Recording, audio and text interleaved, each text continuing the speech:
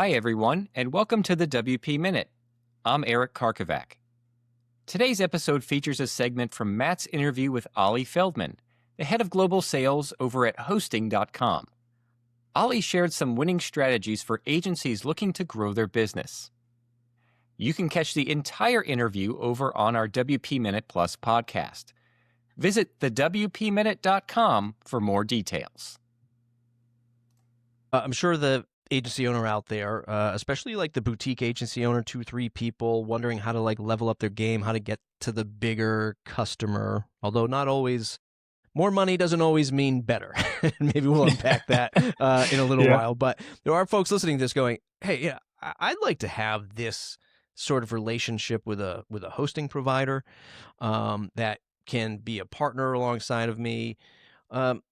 What's the mindset of an agency that you work with that says, here's how they serve customers, here's how they think about business, right? They're not just building websites, they're doing what else? What's your thoughts on that? Yeah, it's a really interesting question because we see it a lot where people all have the same type of mindset and succeed, and the people who are trying to succeed, and they're not necessarily thinking about the mindset or way of doing it. They're trying to win that next big customer, as you say. Whereas where we've seen agencies really have success and go from freelancer to one or two developers, boutique, up into a bigger agency, has been two areas really, which is niching down. So really focusing on what they specialize in and who they want to specialize it for.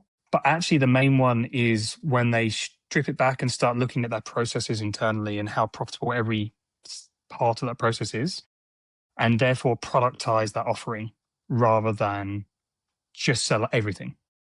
So they actually look at all of the services they provide to clients, who their most profitable clients are, take the services they're providing to them and productize it in a way that is easily repeatable, almost cookie cutter.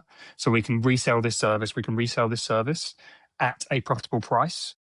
And it allows them to focus. And then you kind of get away from the, let's have a 2-week plan to build a proposal for a new client that we want to onboard that we don't win, and you perhaps do that 3 or 4 times until you win one and you've lost a lot of time. Instead, you've got a repeatable process so that pitching becomes quicker, and then the build becomes quicker because it's all repeatable and scalable and process driven.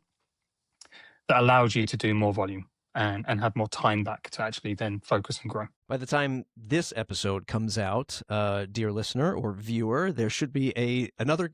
Hopefully everything goes right by the time this episode goes out.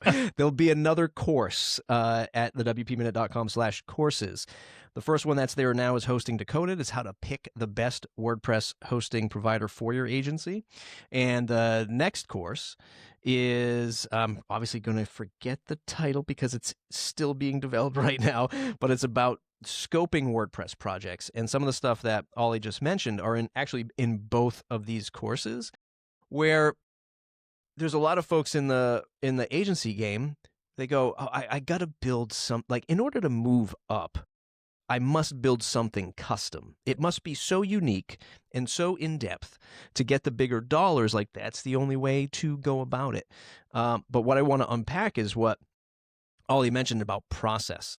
I say this all the time as a recovering agency owner of a decade, like honing down on the things that you do really good. Like I always say, the core competency of the agency, and putting that into a repeatable package. It doesn't push you into retail, if that phrase makes sense. It doesn't push you into, oh, you're just this place that does this thing over and over again. It's not like a warehouse of websites, but it does focus the customer's attention so they understand like where your core competency is, and it focuses your team's attention into like, yeah, man, like 80% of the projects, this is how we react.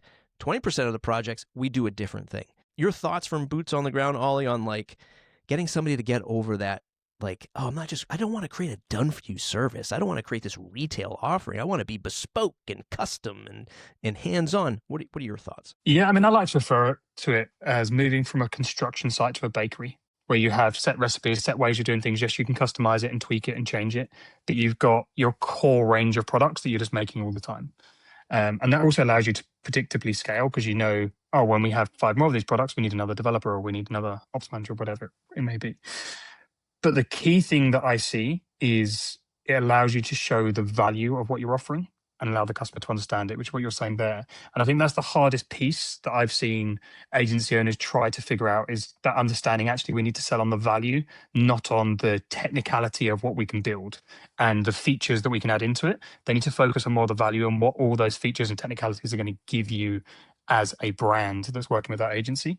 And how we've seen them get over it is more than not working with someone who's done it before. So working with a mentor, joining an agency peer group where they're getting to go to, a no holds barred boardroom session where you speak with other agency owners, talking about your problems, where you want to go, and being shown real world experience. I mean, we do that a lot of our customers as well, where I've been working with agencies for 15 years. And so we've seen the ups, we've seen the downs, we've seen what's worked and what's not. So we can start to have that conversation with them and let them see what's possible, and then we'll typically direct them to an agency networking group or a peer support group or mentors who can then, give them that hands-on experience to get them up to that next stage. Yeah.